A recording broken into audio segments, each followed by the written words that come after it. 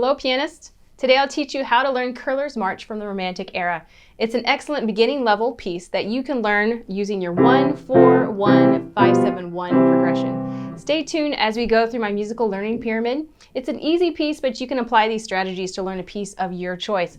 I'll teach through how to apply proper technique to get these articulations, how to add little touches of pedal. There'll be a pedal demo that you can watch later, how to get that right hand to be voiced louder than the left hand.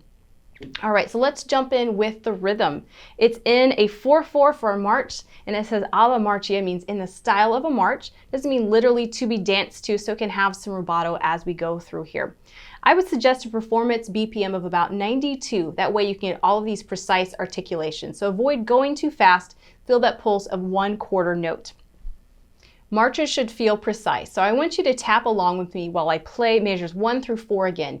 Pay attention that the left hand has rest. So you're going to feel 1, 2, 3, 4, 1, lift, lift, 1, 2, 3, lift, lift, lift. So even just practice tapping that hands together to get that left hand to come up for all of the rest. Avoid holding it through those right hand notes. Also be careful on the different pickup beats that you have. In the very first pickup to measure 1, it's a quarter note on G4, but measure 2 has an 8th note. 4, 1, 2, 3, 4, 1, 2, 3, 4. 1, 2, 3, quarter note. So there's a mixture of quarter note pickups and 8th note pickups. So looking at measure 10 into 11 is an 8th note. So I would even circle those and be careful on the rhythmic precision.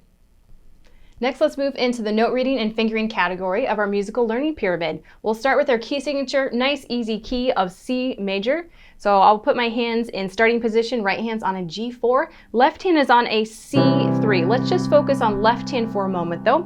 And if you've been practicing your 1-4-1-5-7 progressions, you're gonna be ready to go to play this piece.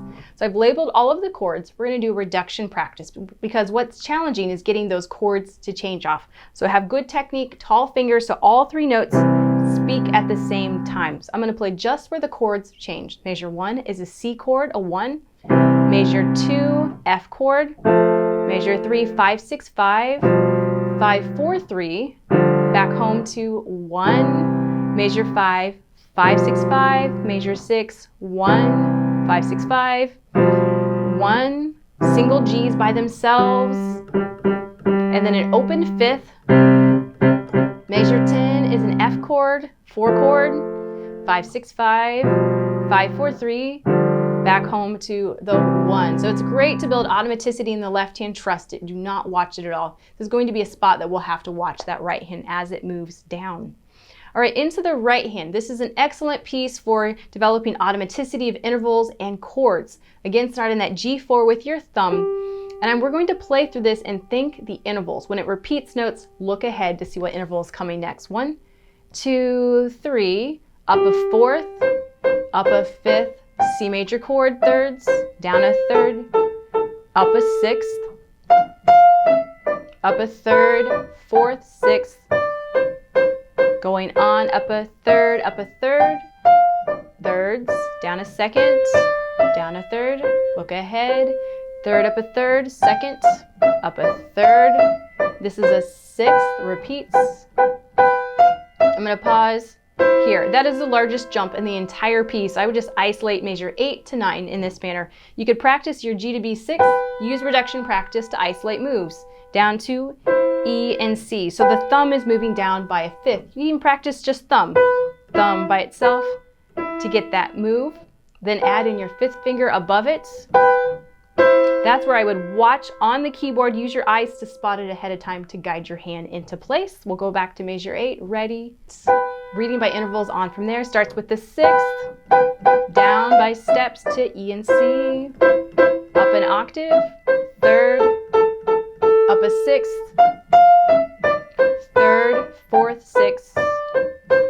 So you might have noticed all of those little chord outlines I do within my right hand.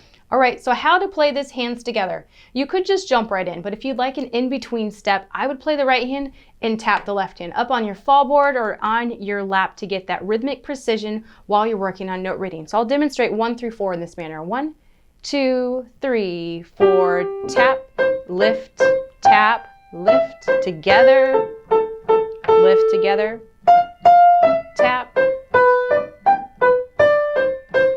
So you can play it that way, and that'll be great for some silent play technique coming up.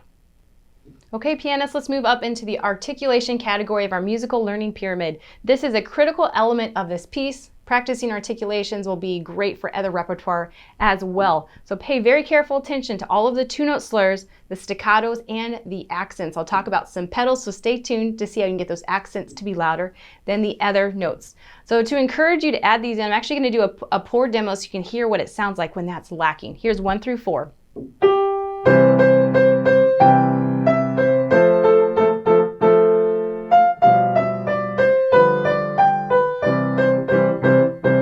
Now listen for those accents and the staccatos.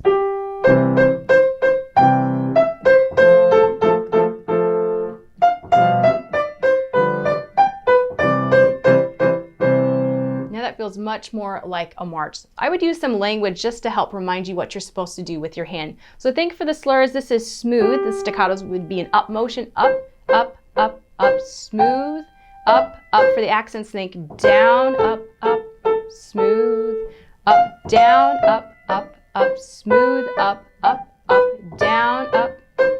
And that actually down motion is going to be great for the pedal. I would suggest to get some variety between the starts of two-note slurs and the ones that have accents. The accents would have damper pedal. I'm just going to go down with the damper pedal with my foot. So let me try that from the top so you can see the pedal added to add resonance to those accents. 1, 2, 3, 4. Pedal.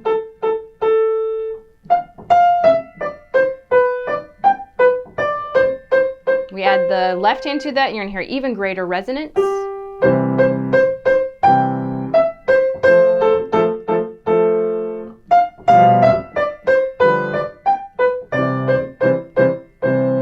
That gives you some distinction between those two-note slurs and your accents with added resonance from your pedal.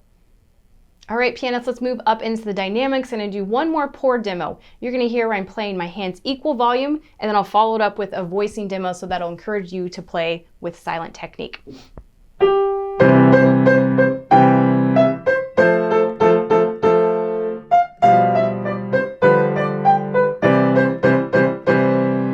Okay, now I'm going to add voicing where the right hand is louder.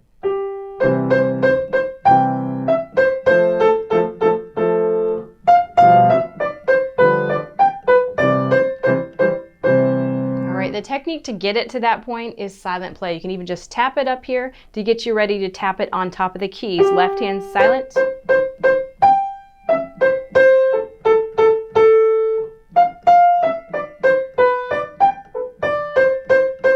That takes some time to get that kind of control. Slow it down until you can get this right hand louder than the left hand tapping on top of the keys. Then you'll be ready to add that right hand voiced. Once you've paid attention to the articulations, most of your dynamic job is really done because that brings out phrase goals at the accents. There are 3 dynamics in the score if you play it along with Alfred's group piano. The beginning, mezzo forte, measure 8, another mezzo forte to a forte marking. I've added in some more crescendos just to give you some direction. So we'll go through one more time. We're going to start mezzo piano and you'll follow those dynamics. 1, 2, 3, mezzo piano. Grow to here. On this one. So notice that not all of my accents were equal volume. They're still set within a dynamic range. Going on into 5, the softest point of your piece. Gradually grow. Mezzo forte, fortissimo.